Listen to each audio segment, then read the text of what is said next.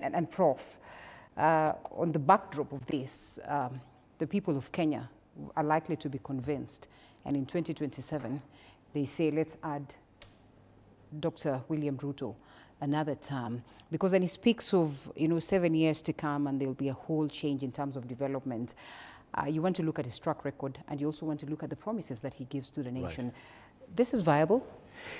In fact, this is, to pick it from what Benji is saying, yeah, there's a guy called Apadurai who writes about a human trait called capacity to aspire. Okay.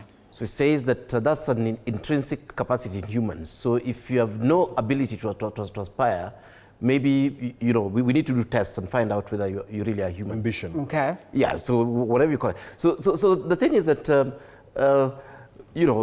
the aspirations of the president is totally in order.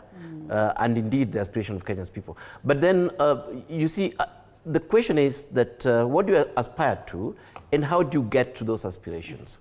And I've always given this example that you meet me today on my boda, ferrying people around, and you tell me that, Omenya, next week you will actually be owning a chopper that you'll be using, a private chopper, that will have bought you the money and so on. And you disappear. You don't even tell me how that would actually happen. I'm likely to think that you're insane. Okay. And on the other hand, if you come and tell me, Omenya, I've seen the way you're doing your things. Maybe if you're drinking less, if you planned your money a little bit, and I can help you with basic accounting, believe it or not, in 6 months' time or even a year's time, you could have bought a second boda, and you could have employed somebody who drives that around. The quality of your life is likely to go up. Right. Go to the bar on Friday. And believe it or not, you may even be able to own a chopper in the future. To me, that is now where serious leadership links is connected with vision. Okay. And let me tell you first the problem I have with the president, and it's a personal problem, with his statement of wanting us to be like first world. I think it is naive and it's very stupid, and it's disheartening.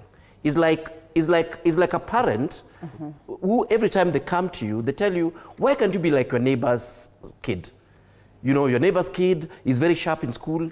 Your neighbor's kid plays basketball. Your neighbor's kid does 1, 2, 3, 4 things and so on. That's parent A. Parent B comes and tells you, my boy, I saw the way you're playing soccer. Maybe if you trained a little bit more, you'd be a bit better. I saw the way you're working hard in the farm and so on. I think maybe, with the little money that you're getting here, you can get a few hands and get better. So you're not always just comparing yourself with other people that are so way ahead that the only thing we're doing is to feel bad about ourselves. Why do I say that? So for me, it's actually a parent with inferiority complex. Right. The one who wants to be like the neighbor that he can never be. Where you're saying, no, be like that guy. And you're not. It's not possible for us to be like these guys. And that's partly why, I hate that first world nonsense. And we put disclaimers to some of the things. I've been to those, whatever. Of course, we understand that it's also used metaphorically. Right. But the way I would look at it is that, is it possible for the president and his people to make Kenya a better country than they found it? Okay. Is it possible for the president to fix this poverty thing we're talking about? We are saying actually that 40-something percent, 7% of Kenyans are actually dollar poor. Can we reduce that number? Can we get the health system functioning? So that people don't die, so that you don't join all these WhatsApp groups, to send people to India. And I think I'll ask. Can we get our education system fixed? These ones that we're actually doing and we have resources. Can we reduce corruption? Can we have decency in government? Can we avoid wastefulness in all these other places?